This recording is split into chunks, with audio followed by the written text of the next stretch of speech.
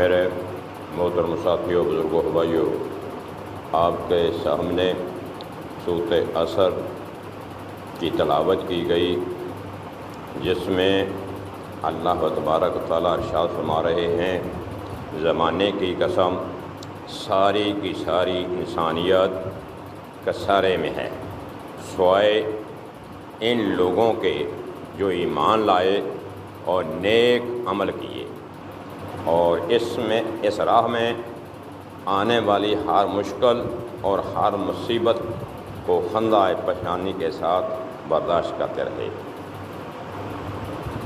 اور پھر خود بھی صبر کیا اور دوسروں کو بھی صبر کی تلقین کرتے رہے۔ اس آیت میں اللہ سبحانہ تعالیٰ نے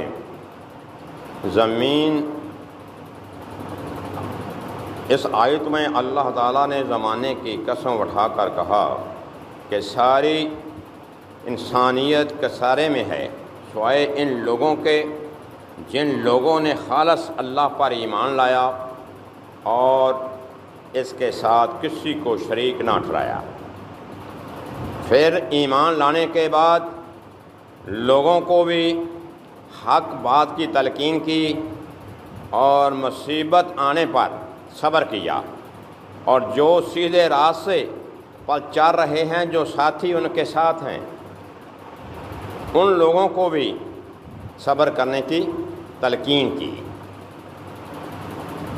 فتنوں کا دور ہے، آج اس وقت جو دور چل رہا ہے یہ فتنوں کا دور ہے۔ اسلام اجنبی بن چکا ہے، اسلام کے نزدیک جانے کے لیے کوئی نہیں جاتا، اور اسلام اجنبی بن کر رہ گیا ہے۔ تو اسی طرح مسلم کتاب الایمان میں نبی صلی اللہ علیہ وسلم کا فرمان ہے، ابو ہریرہ رضی اللہ تعالیٰ فرماتے ہیں کہ رسول اللہ صلی اللہ علیہ وسلم نے فرمایا کہ شروع میں اسلام غریب اجنبی تھا اور ان قریب پھر غیر معروف ہو جائے گا، پس خوشخبری ہے اجنبی بن جانے والوں کے لیے۔ جو لوگ چند لوگ ہوں گے، چند لوگوں کے لیے خوشخبری ہے، کیونکہ جو لوگ اس وقت یا آنے والے وقت میں اس اللہ کے قانون پر اپنی زندگی بسر کرنے کی کوشش کریں گے، اللہ کو واحد مانیں گے، اس کا کوئی شریک تصور نہیں کریں گے، وہی لوگ فلاح پانے والے ہیں، وہی لوگ سیدھے راستے پر ہیں۔ پھر آج سے 1400 سال پہلے نبی صلی اللہ علیہ وسلم کی بیان کردہ یہ بات آج بالکل واضح ہے۔ وہ اسلام جو قرآن و حدیث میں ہے آج اس معاشرے میں اجنبی بن گیا ہے۔ کسی سے کہو کہ میں مسلم ہوں تو وہ کہتا ہے کہ نہیں، اپنا کسی نہ کسی فرقے سے کوئی تعلق تو بتاؤ۔ کوئی ماننے کو تیار نہیں کہ میں مسلم صرف اور مسلم ہوں۔ یہ بڑی عجیب و غریب بات ہے۔ اگر پوچھتا ہے نا کہ آپ کون ہیں، انہیں کہا جاتا ہے کہ میں مسلمان ہوں، تو وہ اس بات زور دے گا مسلمان تو سبھی ہیں، لیکن کس فرقے سے تعلق رکھتے ہیں؟ تو پھر اسے اصرار کیا جاتا ہے نہیں بھی میرا کسی فرقے کے ساتھ تعلق نہیں ہے، میں صرف مسلم ہوں۔ تو وہ مسکرائے گا، ہنسے گا، مذاق کرے گا۔ کیسا مسلمان ہے بھائی؟ جو اللہ نے نام رکھا ہوا ہے اس نام پر خوش نہیں ہوگا، اس سے پریشان ہو جائے گا۔ اللہ کا دیا ہوا نام انہیں پسند نہیں ہے، یہ غیر اللہ کے نام دیے ہوئے انہیں بڑے پسند ہیں۔ جب ان سے کہا جائے کہ میں اہل حدیث ہوں تو وہ کہے گا کہ میں بھی اہل حدیث ہوں، ماشاءاللہ بہت توحید پیش کی جا رہی ہے، اللہ کے دین کا کام کر رہے ہیں۔ اگر اسی طرح دوسرے فرقوں کے ساتھ مل کر اسی فرقے کا نام لیا جائے تو وہ اپنے فرقے کی خوب پہچان کرائیں گے یا خوبیاں بیان کرنا شروع کر دیں گے۔ اللہ و تبارک تعالیٰ نے اس چیز سے منع کر دیا ہے۔ اللہ و تبارک تعالیٰ قرآن مجید کے اندر ارشاد فرماتے ہیں کہ میری رسی کو یعنی اللہ کی رسی کو مضبوطی سے تھام لو اور فرقے فرقے نہ ہو جانا۔ اگر فرقے فرقے بن گئے تو پھر اسی قوموں کی طرح جس طرح پہلے قوموں کے 72 فرقے ہوئے تھے، جو ان کا حال ہوا وہی آپ کا حال ہوگا۔ لیکن ہر فرقہ اپنی جگہ پر مگن ہے، ہر فرقہ اپنے آپ کو کہتا ہے کہ میں ہی جنتی ہوں، اور دوسرا جہنمی ہے۔ کسی فرقے سے پوچھ لو، جو بھی بات کرے گا وہ یہی کرے گا کہ میں ہی جنتی ہوں اور باقی سب جہنم میں جانے والے ہیں، جو نبی صلی اللہ علیہ وسلم نے ارشاد فرمایا کہ پہلی قوموں کے 72 فرقے ہوئے اور میری قوم کے 73 فرقے ہوں گے۔ تو وہ کہیں گے کہ ہمارا ہی آخری فرقہ ہے جو جنت میں جانے والا ہے۔ اگر انہیں قرآن کے مطابق سوال کیا جائے تو وہ لاجواب ہو جاتے ہیں۔ پھر ان کی جنت کہاں گئی؟ ان کے جواب کہاں گیا؟ قرآن و حدیث کے مطابق ان کے پاس جواب نہیں ہے۔ لیکن ایک راستے پر چل کر بڑی جماعت بن کر ابھرنے والی جماعت، اپنے آپ کو گمراہی کے راستے پر چلانے والی جماعت جہنم کے گڑھے پر کھڑی ہے۔ تو آج دیکھا جائے ہر طرف فرقہ ویرانہ مسلک کا زور ہے، سلام اجنبی ہو چکا ہے، عقائد تبدیل ہو چکے ہیں۔ کسی سے کہو کہ مرنے والے کی روح قیامت سے پہلے جسم میں نہیں آئے گی، وہ حیرت سے دیکھتے ہیں۔ کسی سے بھی یہ سوال کر لو، کسی سے بھی یہ نہیں ہے کہ ایک فرقے سے، دنیا کے تمام فرقوں سے سوال کر لو کہ انسان مرنے کے بعد مردہ ہے، قیامت تک یہ مردہ ہی رہے گا۔ اس سے کوئی سوال و جواب نہیں ہونا ہے زمینی قبر میں، تو وہ سن کر حیران ہو جائے گا اور آپ کو کہے گا، آپ کو برا بڑا کہے گا کہ آپ کیسے مسلمان ہیں۔ جو اللہ اور اللہ کے قانون کے مطابق بات کر رہا ہے اسے غلط سمجھنے کی کوشش کی جائے گی اور اسے غلط کہا جائے گا، اس کے منہ پر ہی کہا جائے گا۔ چوری نہیں ہے تو اس کے دلیل میں مختلف قسم کی روایتیں پیش کی جائیں گی۔ میرے محترم ساتھیوں، بزرگوں، بھائیوں، جو بھی روایت، جو بھی حدیث قرآن کے مطابق قرآن کی تشریح کرتی ہوگی، قرآن کے تابع ہوگی، وہ صحیح بات ہوگی، باقی سب کی سب غلط باتیں ہیں۔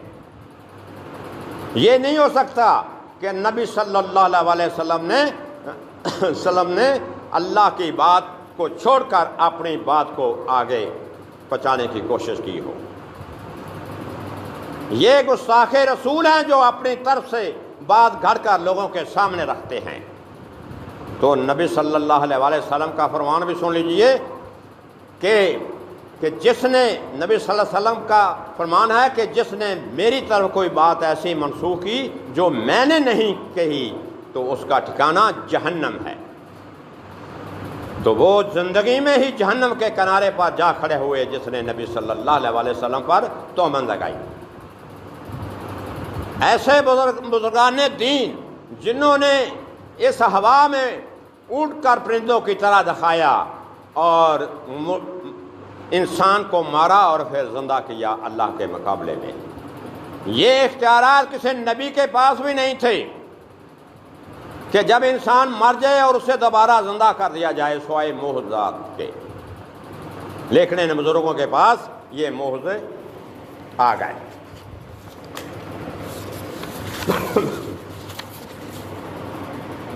کسی سے کہو کہ قبر والا مردہ لاش ہے جو نہ سن سکتا ہے، نہ دیکھ سکتا ہے، نہ بول سکتا ہے، اور نہ ہی کوئی دوسرا کام۔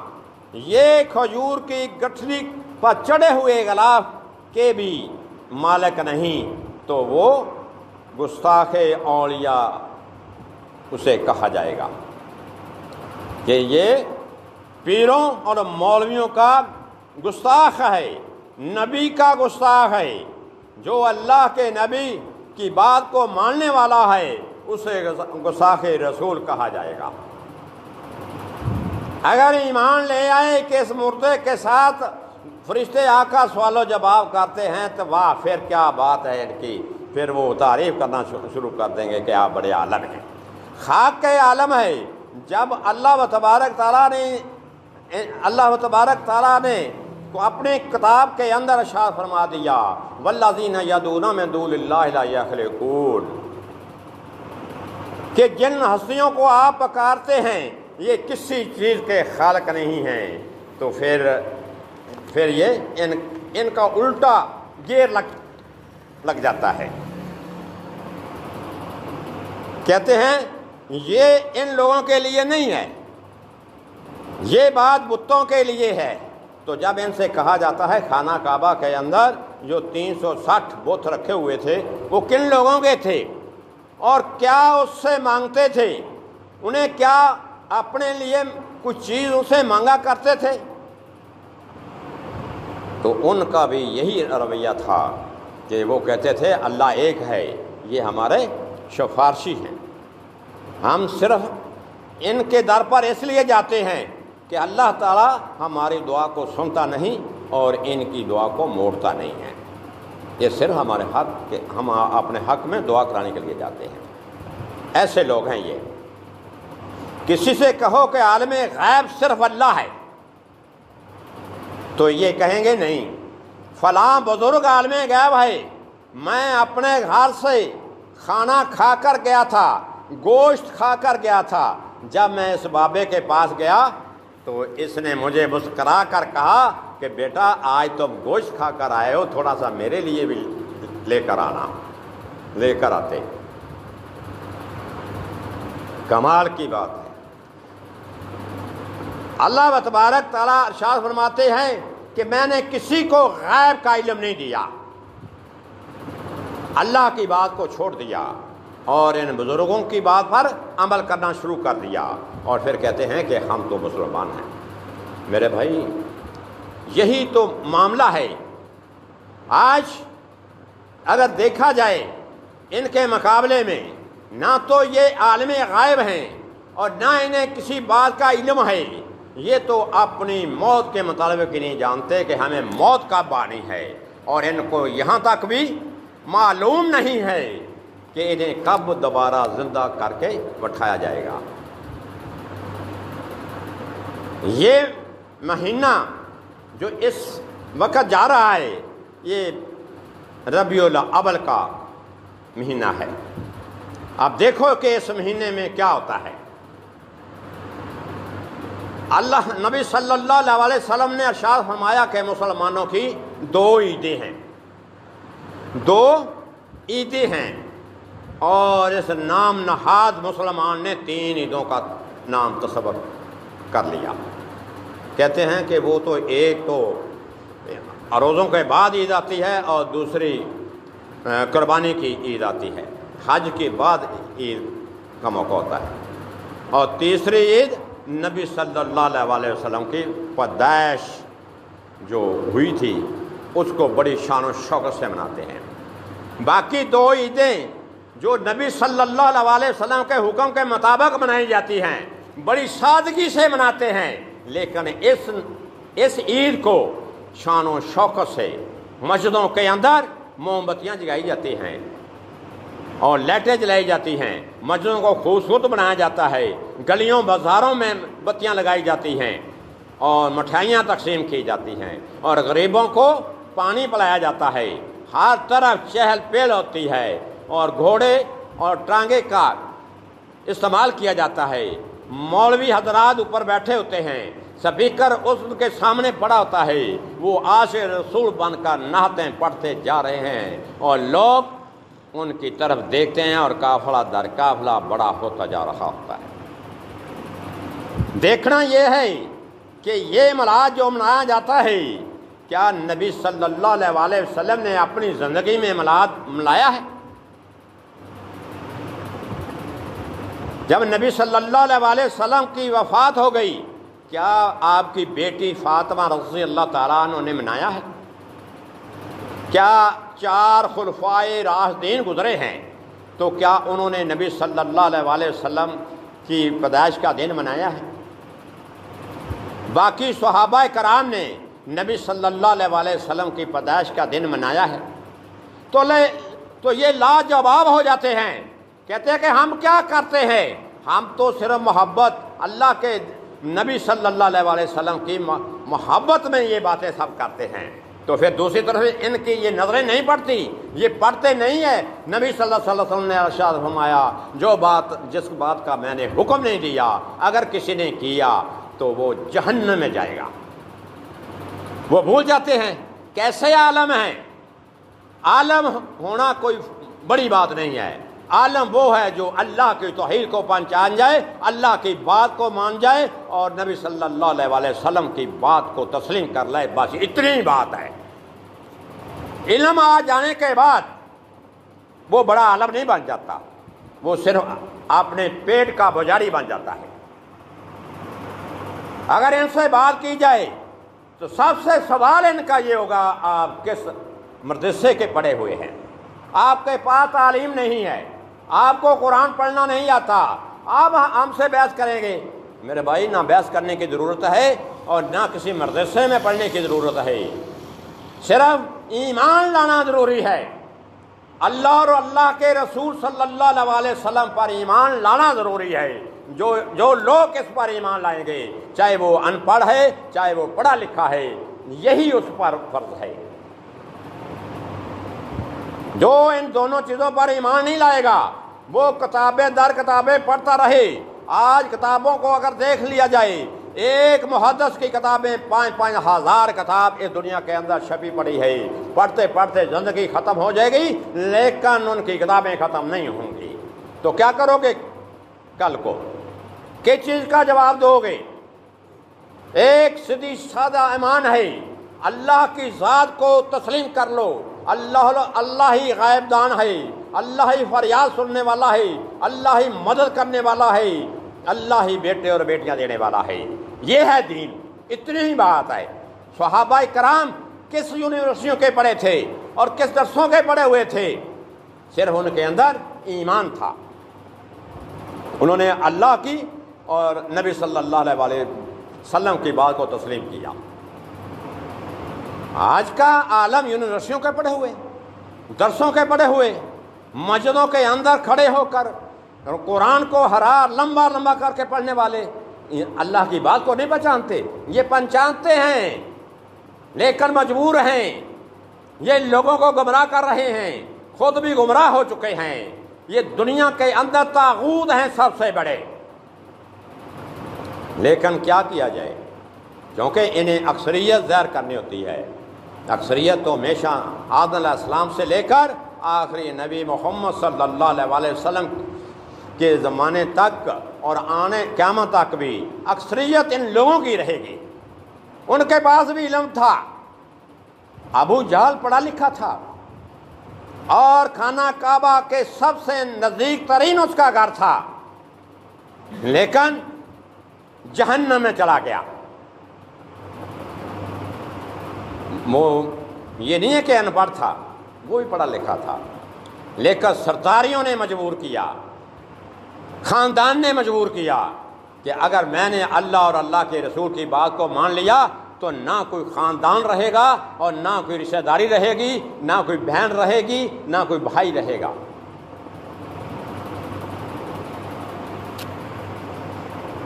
جس طرح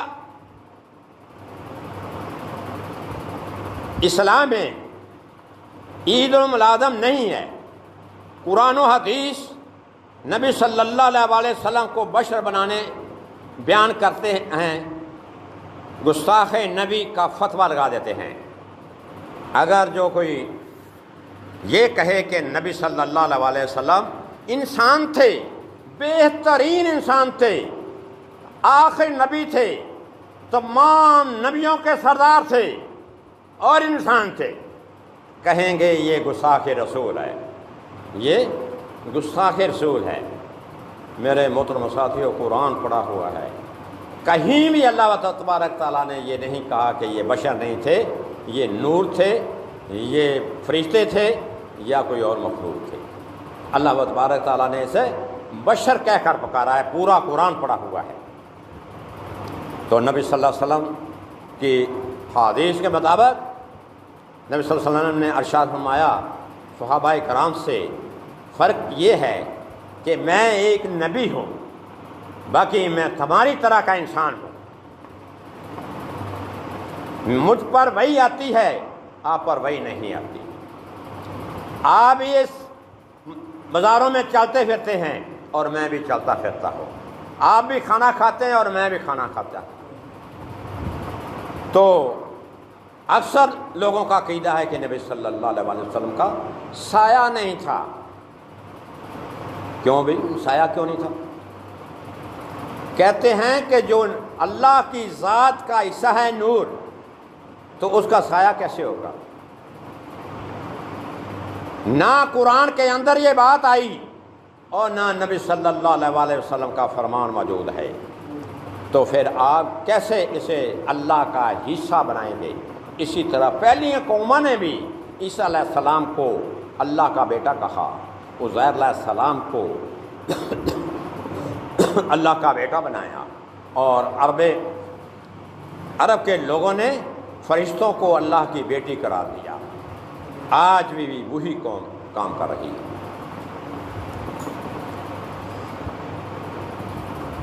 تو آگے ان کے لیے اگر انہیں کہا جائے کہ سال ثواب نامی کوئی اسلام کے اندر کوئی چیز نہیں، جمعراتیں نہیں ہیں، 40 ساتیں نہیں ہیں، مر گیا مردود، فاتحہ نہ درود، وہ کہیں گے واہ واہ جی واہ، یہ ایک نئی بات آ گئی، جو مر گیا گیا۔ بھئی جو مر گیا ہے اپنی زندگی میں ذرا دیکھ لو، جو زندہ جو مر گیا انہوں نے کیا واپس آنا ہے؟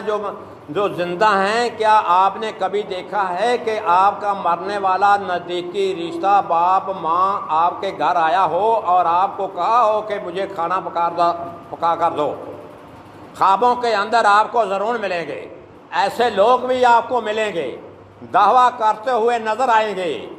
کچھ دن پہلے جو داتا کے نام سے پکارا جاتا ہے، جو ایک سب سے بڑا طاغوت ہے، وہاں کا جو انچارج ہے، والی ہے، وہ ٹی وی والوں کو انٹرویو دے رہا تھا، کہتا ہے کہ رات کو علی حجویری میرے کمرے کے اندر آیا اور میں اچانک میری آنکھ کھل گئی اور مجھ سے اس نے مصافحہ کیا اور بغل گیر ہوا، یعنی جفی پا کر ملا اور میرا ماتھا اس نے چوما۔ جیسے لوگ ویسے ہی باتیں۔ اگر یہ باتیں نہیں کریں گے تو لوگ ان کو کیسے مانیں گے؟ علی حجویری ہمیں تو نہیں ملتا، جو اللہ کو ماننے والے ہیں ان کو تو نہیں ملتا، اور جیسا ذہن ویسا ہی کام، یہ یاد رکھ لیں۔ جس قسم کا ذہن ہے اسی طرح کے ان کو خیالات آئیں گے۔ ہمیں تو خوابوں میں نہ کوئی کبھی ماں ملی اور نہ کوئی رشتہ دار ملا، لیکن ان کو ماں بھی مل گئی، باپ بھی مل گیا، بھائی بھی مل گیا، بیٹے بھی مل گئے۔ ان کے گھر آتے ہیں کیونکہ ان کے خیالات اسی طرح کے ہوتے ہیں۔ جو مر گیا وہ قیامت سے پہلے یہ روح اس جسم کے اندر دوبارہ داخل نہیں ہونی، یہ اللہ اور اللہ کے رسول صلی اللہ علیہ وسلم کا فیصلہ ہے۔ جس نے اس فیصلے کو تسلیم نہ کیا وہ اللہ کے نزدیک قرآن مجید کے مطابق سب سے بڑا بے ایمان طاغوت ہے اور جہنمی ہے۔ جنت کے متعلق واہ برابر بھی وہ نہیں سوچ سکتا۔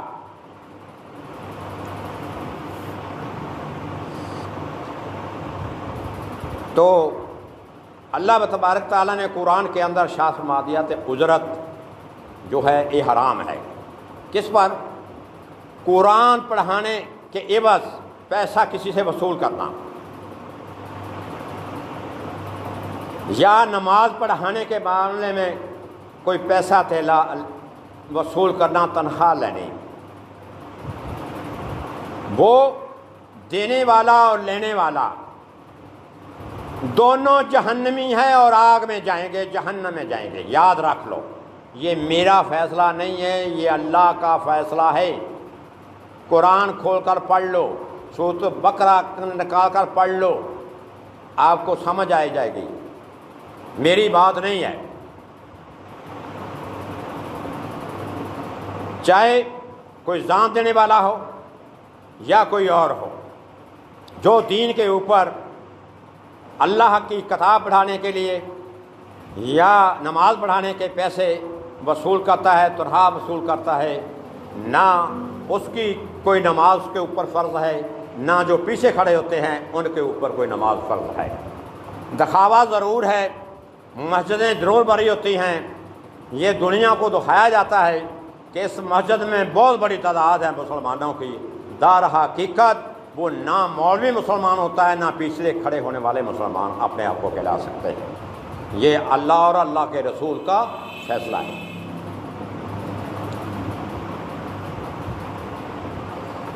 آج کسی کو بتایا جائے کہ اسلام دکھاوے کا دین نہیں ہے، اللہ سے دعائیں تنہائی میں رو رو کر، یہ ہاتھ اٹھا کر بڑی اجتماعی دعائیں دین کا حصہ نہیں، نہ نبی صلی اللہ علیہ وسلم نے کی ہیں اور نہ صحابہ نے، تو کہتا ہے تو دعا کو نہیں مانتا، اور پورا اللہ کا قانون شاہد ہے، شہادت دے رہا ہے، نبی صلی اللہ علیہ وسلم کا فرمان بتا رہا ہے کہ مسجد کے اندر بیٹھ کر کسی نے دعا نہیں مانگی اور نہ نبی صلی اللہ علیہ وسلم نے دعا کروائی ہے، لیکن یہ لوگ مسجدوں کے اندر بیٹھ کر تمام جو مقتدی ہوتے ہیں ان سے دعائیں کروا رہے ہوتے ہیں اور خود بھی رو رہے ہوتے ہیں اور ان لوگوں کو بھی روا رہے ہوتے ہیں۔ کوئی ان کے پاس کے دلیل نہیں ہے قرآن و حدیث کے مطابق، یہ فراڈ ہے، شبہ بازی ہے، لوگوں کو اکٹھا کرنے کا بہانہ ہے، یہ جھوٹ بولتے ہیں، یہ اپنے آپ کو تو گمراہی کے راستے پر چلا رہے ہیں اور آپ کو بھی اسی راستے پر گامزن کیے جا رہے ہیں۔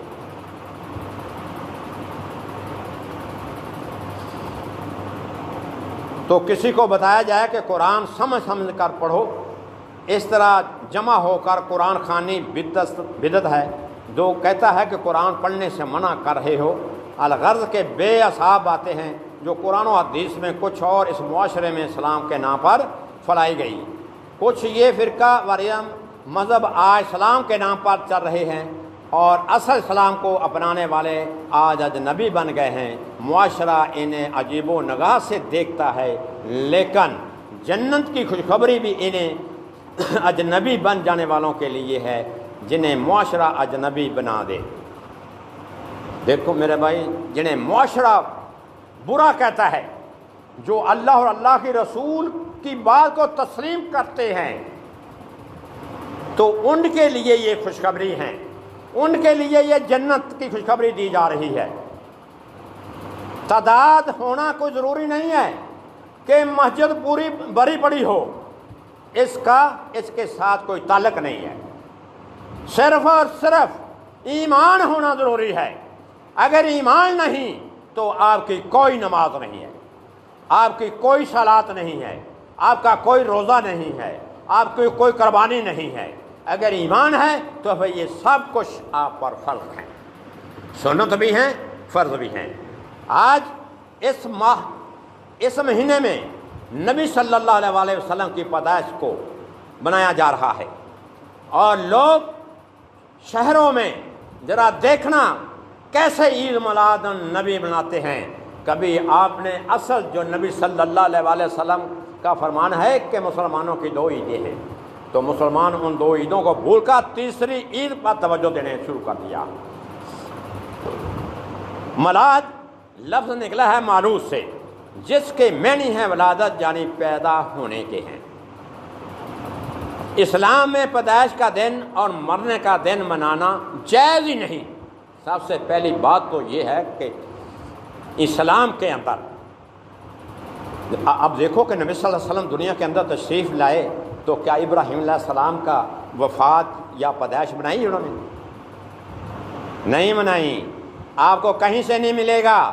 دنیا کے سارے عالم اکٹھے کر لو، دنیا کے پورے مولوی اکٹھے کر لو، دنیا کے پورے بزرگ اکٹھے کر لو، آپ کو نہیں ملے گا کہ نبی صلی اللہ علیہ وسلم نے جد انبیاء کی میلاد منائی ہو یا وفات منائی ہو۔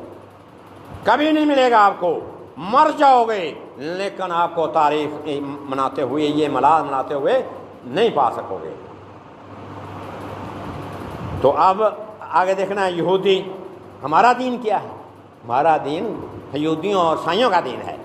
یاد رکھ لو، جتنی رسمیں ہم ادا کر رہے ہیں وہ یہودیوں اور عیسائیوں کی رسمیں ہمارے پاس ہیں، ہم ان کی پیروی کر رہے ہیں، ہم بھی ان کے پیچھے جائیں گے۔ وہ جہنم میں جائیں گے، ہم بھی ان کے پیچھے جہنم میں جائیں گے، ضرور جائیں گے۔ یہ نبی صلی اللہ علیہ وسلم کا فرمان ہے۔ یہ نہیں ہو سکتا کہ آپ یہاں سب موجیں مانتے رہیں اور آخر میں آپ کو جنت دی جائے گی، نہیں، وہاں آپ کو آگ کی جوتیاں ماری جائیں گی۔ یاد رکھ لو کہ کبھی نہیں اس سے پیچھے ہٹ سکتے آپ لوگ۔ یہودی عیسیٰ علیہ السلام کی پیدائش کی خوشی پر میلاد مناتے ہیں اور ہندو اپنے بھگوان کی پیدائش پر خوشی مناتے ہیں، لیکن ہمیں اسلام میں ایسا کوئی تصور نہیں ملتا جس سے یہ ثابت ہو کہ نبی صلی اللہ علیہ وسلم نے خود اپنا یوم ولادت منایا ہو یا صحابہ کرام رضی اللہ تعالیٰ عنہ کو حکم دیا ہو کہ میری پیدائش کا دن مناؤ۔ وہی بات جو میں پہلے کر گیا ہوں، وہی بات۔ عید میلاد النبی خاص اصل میں دین اسلام میں بہت بڑی بدعت ہے جو گمراہی تک لے جائے گی، جہنم کے کنارے تک لے جائے گی۔ یہ عاشق رسول بن کر عید میلاد النبی تو مناتے ہیں لیکن انہیں جہنم میں لے جائے گی۔ کبھی نہیں یہ کہ جنت کے خوشبو یہ سونگھ سکیں گے، جسے اب عیدوں کی عید کہا جاتا ہے۔ کہتے ہیں یہ تو ان دونوں عیدوں کی سردار عید ہے، یعنی یہ امت محمدی کفر و شرک کے ساتھ ساتھ بدعات میں بھی یہودیوں سے 4 قدم آگے ہیں۔ نبی صلی اللہ علیہ وسلم نے 2 اسلامی تہوار مسلمانوں کو بتائے، وہ عید الاضحیٰ اور عید الفطر ہیں، لیکن امت محمدی نے ان 2 عیدوں کی خاطر میں نہ رکھا بلکہ عید میلاد النبی کے عیدوں کی عید کہہ کر اپنے شرکیہ اور بدعتی عقائد کو بھی فروغ دیا۔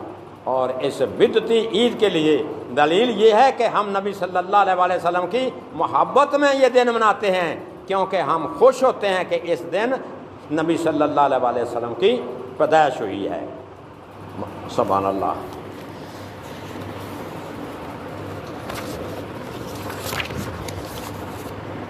بے شک ان جانساروں سے زیادہ نبی صلی اللہ علیہ وسلم سے کوئی محبت نہیں کر سکتا۔ بڑی محبت کرتے ہیں یہ۔ عید میلاد نبی صلی اللہ علیہ وسلم کی پیدائش منا کر کوئی زیادہ محبت نہیں کر سکتا۔ یہ بہادر ہیں، لیکن انہوں نے بھی یہ عید نہ خود منائی نہ کسی کو حکم دیا پیدائش کا دن منایا جائے۔ اور سب سے پہلے تو ہمیں یہ پتہ ہونا چاہیے کہ نبی صلی اللہ علیہ وسلم 12 ربیع الاول کی پیدائش کا دن صحیح بھی ہے یا غلط؟ آج تک کوئی دنیا کا عالم اس چیز پر متفق نہیں ہو سکا۔ کسی روایت میں نبی صلی اللہ علیہ وسلم کی پیدائش کا دن موجود ہی نہیں، تو کس دن کے لیے یہ عید میلاد نبی مناتے ہیں؟ دنیا کا کوئی عالم نبی صلی اللہ علیہ وسلم کی پیدائش کا دن مقرر نہیں کر سکتا۔ کسی حدیث میں نہیں آیا، نہ صحابہ کرام کی کسی بات سے معلوم ہوا ہے۔ کیوں نہیں ہوا؟ جب نبی صلی اللہ علیہ وسلم نے وہ دن نہیں منایا، صحابہ کرام نے نہیں منایا، تو پھر یہ کیسے ان کو پتہ چل گیا؟ ان پر وحی آتی ہے۔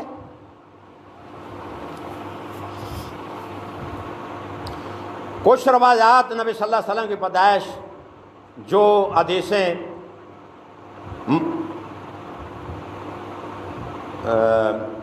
ترمذی اور باقی روایتوں میں آتا ہے، کوئی لکھتا ہے کہ 9 تاریخ ہے، 9 ربیع الاول، کوئی کہتا ہے 8 ربیع الاول، اور کوئی کہتا ہے 14 ربیع الاول کی تاریخ ملتی ہے، لیکن نبی صلی اللہ علیہ وسلم کی پیدائش کی تاریخ حدیث میں 12 ربیع الاول کنفرم میں انہوں نے کر دیا۔ انہوں نے 8 بھی چھوڑ دیا، 9 بھی چھوڑ دیا، 14 بھی چھوڑ دیا، انہوں نے درمیان میں ایک انسا ڈال دیا 12 ربیع الاول۔ لیکن کسی حدیث سے یہ چیز ثابت نہیں ہے۔ جتنے بھی علماء ہیں ان کی زبان پر کیڑے چل جاتے ہیں بات بیان کرنے کے لیے، کوئی روایت پیش نہیں کر سکتا، لیکن پھر بھی یہ پیدائش کے لیے اپنے پاس ہی سے یہ باتیں بیان کرتے رہتے رہے ہیں۔ اور اس دن کفار اور مشرکین مکہ نے بڑی خوشی منائی تھی۔ دوسری بات میں عرض کرتا جاؤں، 12 ربیع الاول نبی صلی اللہ علیہ وسلم کی پیدائش کا دن بالکل کنفرم ہے، ثابت ہے۔ تمام صحابہ کرام سے 12 ربیع الاول کا دن وفات کا دن ثابت ہے۔ جب نبی صلی اللہ علیہ وسلم کی وفات ہوئی تو مدینے کے اندر چراغاں کیا گیا، ڈھول بجائے گئے، مٹھائیاں تقسیم کی گئیں، گھر کے اندر کھانے پکائے گئے اور لوگوں کے اندر تقسیم کیے گئے، اور انہوں لوگوں نے خوشیاں منائیاں۔ کس لیے؟ انہوں نے اللہ کا شکر ادا کیا کہ اللہ کا شکر ہے کہ مسلمانوں کا آج رابطہ اللہ سے ختم ہوا، اور جس طرح ہم ہیں اسی طرح یہ لوگ ہو گئے ہیں۔ یہ ہے 12 ربیع الاول کی حقیقت۔ جو مدینے کے لوگوں نے ڈھول بجائے تھے اور گانے بجائے تھے، باجے بجائے تھے، کیا دیکھنا ہے آج بھی مسلمان اسی طرح کر رہے ہیں؟ شہروں کے اندر دیکھو کیا ہو رہا ہے، گھروں کے اندر دیکھو کیا ہو رہا ہے۔ میں نے تو اکثر یہ سنا ہے 12 ربیع الاول شہروں کے اندر، گھروں کے اندر ڈھولکیاں بجائی جاتی ہیں، نبی کے سیرے گائے جاتے ہیں۔ یہ مراسی تو ہم نے سنے ہوئے ہیں نا، دیکھے بھی سنے بھی ہوئے ہیں، نبی کا جب سیرا گاتے ہیں یہ تو سنے، سبھی نے سنے ہیں، آپ نے بھی سنے ہوں گے۔ تو شہروں کے اندر شاید آپ لوگوں نے نہ سنا دیکھا ہو، لیکن سنایا جا سکتا ہے کہ شہروں کے اندر 12 ربیع الاول رات کو یہ چمٹے اور ڈھولکیاں اور پراتیں بجائی جاتی ہیں۔ یہ کن کا کام ہے؟ یہ سہائیوں کا کام ہے۔ یہ ہر اتوار کو عبادت کرتے ہیں، اپنے عبادت گاہ میں جا کر لوگوں کو اکٹھا کرتے ہیں، وہاں جا کر یہ چمٹا اور ڈھولکی بجاتے ہیں۔ ان لوگوں نے ان کی پیروی کرنی شروع کر دی ہے۔ آج بھی کسی کے پاس سائیوں کا گرجا گھر ہے، اتوار کے دن ان کے اس دروازے کے پاس جا کر دیکھو یہ اندر کیا کرتے ہیں۔ ان کے بعد ڈھولکی ہوگی، چمٹا ہوگا، اپنے نبی کے گیت گا رہے ہوں گے۔ جس طرح یہ اپنے نبی کے گیت گا رہے ہیں اسی طرح وہ عیسیٰ علیہ السلام کے گیت گا رہے ہوتے ہیں۔ فرق کیا رہ گیا؟ کیا یہ تعلیم نبی صلی اللہ علیہ وسلم نے دی ہے؟ کیا آپ کو حکم اللہ تعالیٰ نے دیا ہے؟ میرے بھائیوں، یہ سب کا سب غلط اور ناجائز ہے۔